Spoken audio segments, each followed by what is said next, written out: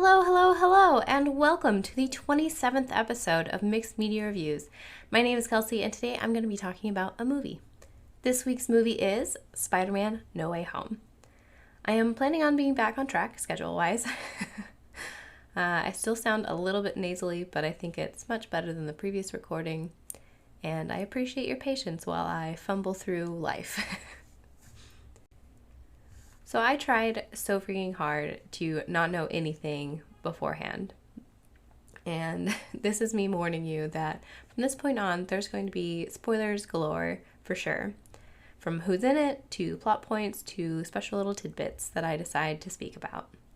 So if you don't want any spoilers, if you haven't seen the movie yet, probably don't listen to this podcast. Or this episode. You should listen to the podcast still, just not particularly this episode. Anyway, I tried really hard, and for the most part, I think I was pretty successful. I didn't watch any trailers, of course, and I tried to stay away from any posts that even hinted at any Spider-Man information.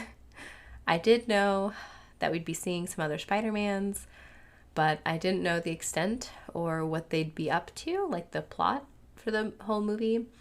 I think I also knew that Doctor Strange would be in it, and I'm pretty sure I knew Doc Ock was going to be in it, but I think that's it for characters, which is way more than I wanted, but I'm still pretty proud of myself for not knowing much and for lasting as long as I did without watching the movie. So, good job, Kelsey. I ended up buying a digital copy on Xbox because it was getting harder and harder to dodge the spoilers, and I decided I couldn't wait any longer, and I just went ahead and did it. I really wanted to see it in theaters, but that never happened, so I had to wait till I finally had a free weekend to really focus on it, because I didn't want to do anything else but watch the freaking movie. And I was successful in doing that. So what is Spider-Man: No Way Home about? Let's look to IMDb, because they're better at summaries, right? With Spider-Man's identity now revealed, Peter asks Doctor Strange for help. When a spell goes wrong, dangerous foes from other worlds start to appear, forcing Peter to discover what it truly means to be Spider-Man. Sounds great? Well, that's because it was freaking great. Spoiler alert. What I liked about this movie, oh my goodness, guys. I loved this movie, which I know, surprising I love something that I'm talking about. But I have really been enjoying Tom Holland's portrayal of both Spider-Man and Peter Parker. I've said this like a million times, so people who know me are going to be like, oh god, she's saying it again. But I've always thought that Tobey Maguire played a fantastic Spider-Man and Andrew Garfield played a fantastic Peter Parker. But they didn't quite cross over, you know? Tobey Maguire's Peter Parker, I think, wasn't, perfection, and I don't think Andrew Garfield's Spider-Man was perfection. I do think that Tom Holland really nails being both so freaking well. He has his nervousness, his confidence, his ability to crack jokes, his quiet genius, just about everything that sums up who Peter is and who Peter is as Spider-Man, like down to a T. I couldn't ask for a better portrayal, and I don't think there ever's going to be one.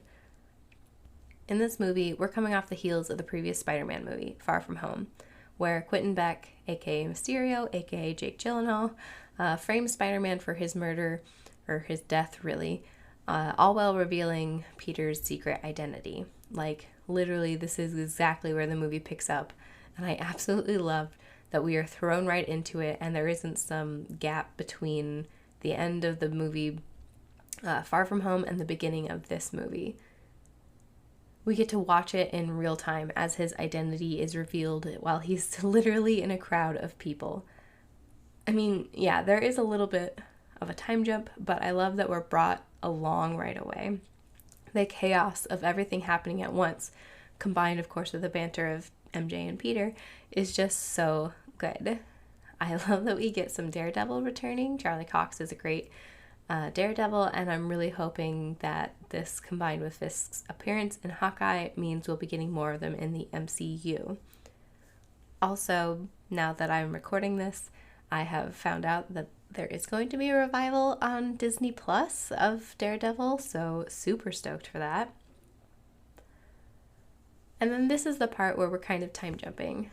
I generally love how fast everything is at this point, because that's like exactly how he would feel in that moment, that everything is changing so quickly from scene to scene, from moment to moment. Some people may think it was too quick. I know I said that I love that we had the real time earlier, but I think in this part it makes a lot of sense for it to be happening so quickly. And also because while an important part of the story, that's not really the most important part of the story to come. In that we have a lot of stuff, about to happen, but also the little details of everything don't need to be as drawn out, because we understand what's happening and we are definitely not missing the big picture in these scenes. And again, I think it reflects the nature of how chaotic and how quick it would feel for Peter going through it. This is a tiny detail, but I loved that when Peter and MJ were FaceTiming, it actually looked real. Like the angles of their faces on the screen felt right, the way that they were holding their phones, the positions they were in laying down, how MJ kept kind of moving around to get comfortable, felt really real. It almost felt like we were watching a very personal moment between Zendaya and Tom Holland. It's nice when movies can get details like this right. Sometimes it looks like people have never held a phone before in their entire life, let alone done like a video call, but they nailed the scene. I really loved everyone's outfits throughout the movie, but particularly I loved the outfit Doctor Strange is in when we see him in the mansion, the Doctor Strange house in the foyer, where he's in a hoodie since it was cold in there, with his cape over it and like snow boots on. It was great. And I mean, all the detail in this scene was really perfect because of course, Doctor Strange would still be wearing his cape, even if he was wearing a hoodie and snow boots. And I love that the foyer is like dripping with water as the snow is melting. And I love that Peter's shirt is super wrinkly, because of course his shirt is super wrinkly. I mean, it's just a lot of little things that really make this film just that much better. I mean, at one point we see that Peter has GED study materials with him. Like, yeah, of course he would have GED study materials already if he couldn't be in school, because that is very important to him. I really love when MJ and Ned first meet the other Spider-Mans. Whatever. It's great. It's awkward, and I love when they're like testing them and MJ has the bread that she keeps throwing at Garfield's Spider-Man. And I just love the like genuine reactions to each other and how they feel. It's hilarious and heartwarming at the same time, which I guess is how I would describe this entire movie. Hilarious and heartwarming at the same time. I know I've already said this, but man, did they really nail Peter. He is a beacon of hope. He's a genius, and I love all of the aspects that we get to see, like, portrayed. He's loyal to his family and his friends. He's got all the hallmarks of what makes Peter Peter and what makes Spider-Man such a fantastic hero. He's much like Steve Rogers, a genuinely good person who uses something that was given to him, although, by choice or otherwise, in a way that makes you feel, like, proud of them, which is weird, but, it is. But also, Spider-Man is, like, crazy strong, and I'm really glad that they've got that right as well.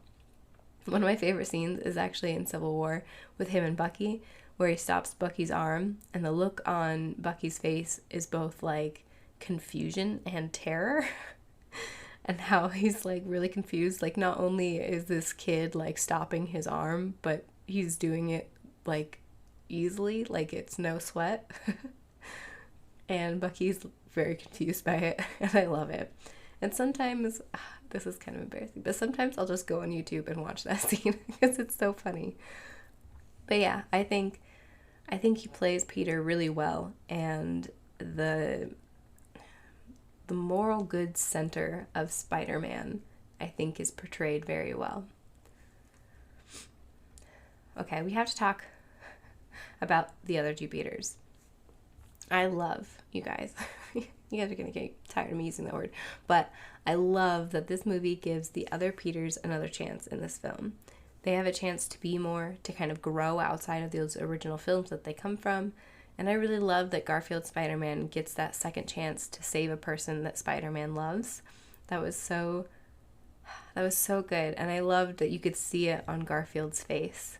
Like, he knows, like, this is his closure. Like, I finally saved the girl. And it was such a good scene. So good. And I love that we get to see an older Maguire Spider-Man who kind of has it figured out. You know, like, he's figured out how to balance everything. He says that him and MJ have, you know, figured things out and they're making it work. And I really love that we get to see, you know, his future, I guess. All right, I just popped a cough drop in my mouth because my throat is getting a little bit dry from all the talking. So, cool. Let's continue. So a lot of the points that I've made today and will continue to be making are like just notes that I jotted down while I was watching it in the order that I was watching it in. And the next thing that I had written was, I just have a note that says, dang, this movie really is amazing. No other context. And then I talk about the next point.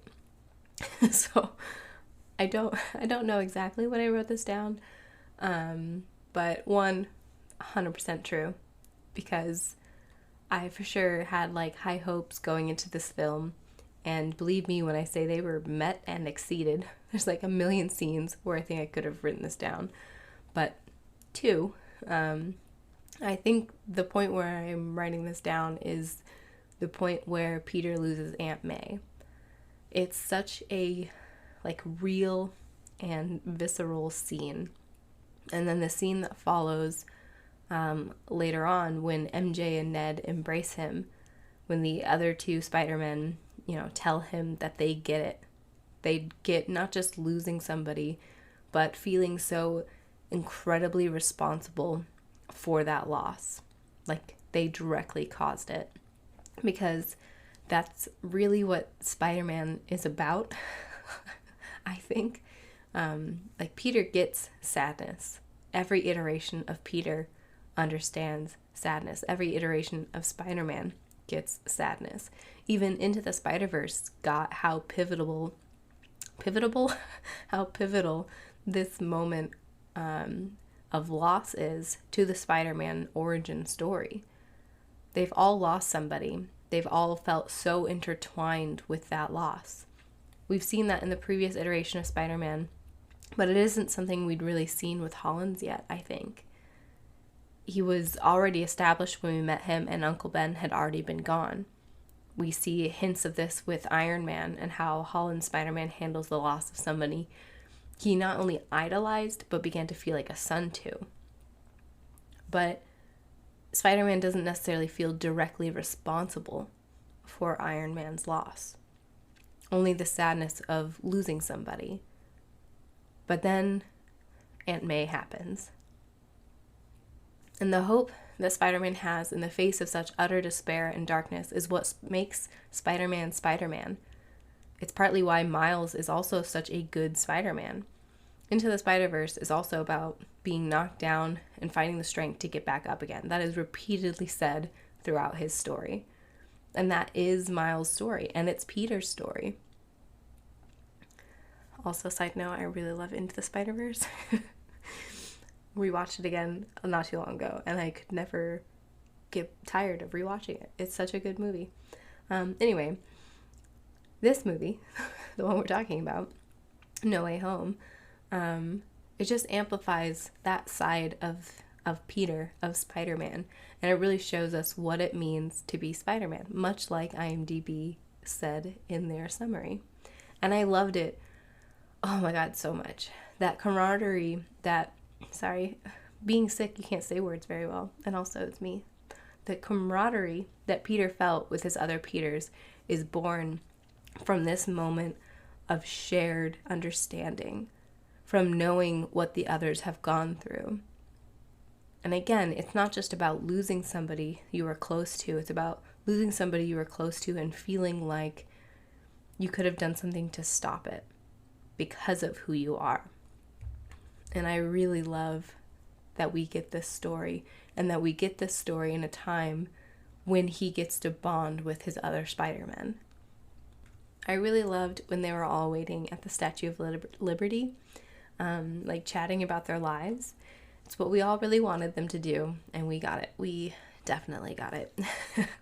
I know it's sort of maybe fan servicey, but I also think that's exactly what would be happening anyway. So it doesn't really read as fan service, at least to me. They'd for sure be talking about what's going on with them and filling in like each other with their lives and talking about the foes they've battled. We just so happen to be in the, I was going to say in the room with them, but they're not really in a room. But yeah, we just so happen to be there when they're talking about it. And I love that the older Spider-Man have back problems. And when Garfield cracks Maguire's back, oh, chef's kiss. And when they talk about the web fluid, because yeah, some iterations he makes it in his own body and some they use those cartridges. It also seems really organic, like the whole conversation, almost like it's ad-libbed, the way that they talk over each other and like kind of have, I don't know, like, you know, a conversation when it's organic versus scripted, and this really felt very organic. It's just so good. I love that scene so much, and we definitely needed some lightheartedness at this point in the movie, and this was just the perfect way to do it. The dynamic between all three Peters is also freaking amazing.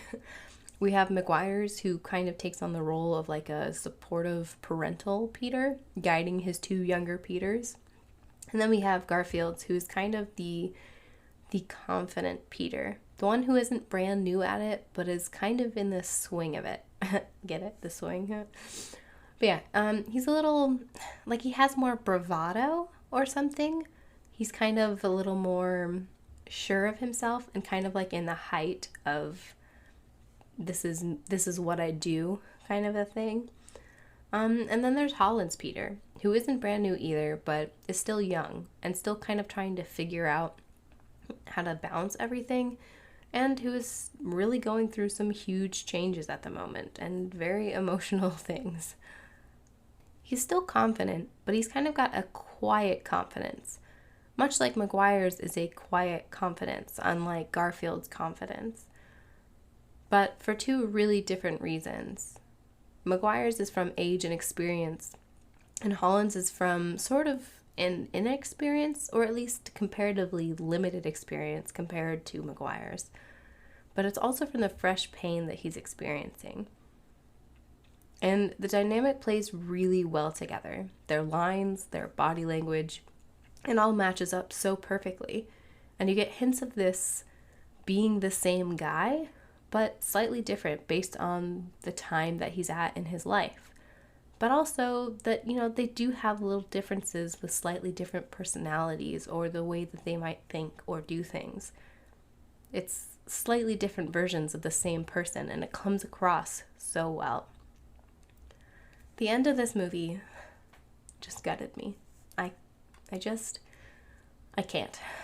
I don't want to talk about it. It was really well done, and it is 100% on track. Of course, Peter would again feel like he's responsible for, you know, causing this pain and causing their lives to go on track. So of course he's not going to try to mess that up by finding them, by introducing himself again. Of course he's going to let them be on their own because he feels that's what's best, because now they're going to college and all these things are happening. And that kind of reminds me of, I tried looking for the comic, but I can't find it. But I know I read a comic like, I don't know, 10 years ago or something like that. It was after the events of M-Day, which was when the Scarlet Witch said no more mutants and made them no more mutants. And there was this whole like alternate reality, and then I think things went back to normal. I don't remember, but there's a scene where Spider-Man wakes up, and I think in this alternate universe he wasn't Spider-Man, and he was married to Gwen Stacy because she was alive and MJ was off being an actress somewhere, and he wakes up and he's with MJ. She's not an actress and Gwen is dead, and he just like has this like, dang, I am responsible for those deaths, because again, that is such a Spider-Man thing to feel that responsibility. and to have that connection with like death and the death of the people he loves. And so I really liked the end of the movie, even though it was utterly heartbreaking, and I wasn't going to talk about it, but then I started talking about it, and I'm glad I did. But oh man, that was so sad and so hard to watch. I did love both of the end credits. Even the post one was like, I guess, more of a trailer, but I'm still looking forward to seeing Doctor Strange, so that's cool. The other end credit, though, I'm very excited for some symbiote suit. I'm really hoping this means we'll have like a Venom in the Sony MCU, because that would be really exciting. Definitely a more popular villain of the Spider-Man universe. So that'll be super cool. And I also liked that in the scene where they're all talking about like the villains that they faced, that Maguire's even said like, oh yeah, I fought this guy who had like black goo or whatever. I'm hoping that that is like a purposeful speaking about Venom, and then a tie-in with Venom at the end of the movie with the post-credit, and the symbiote being left behind, a little piece of it.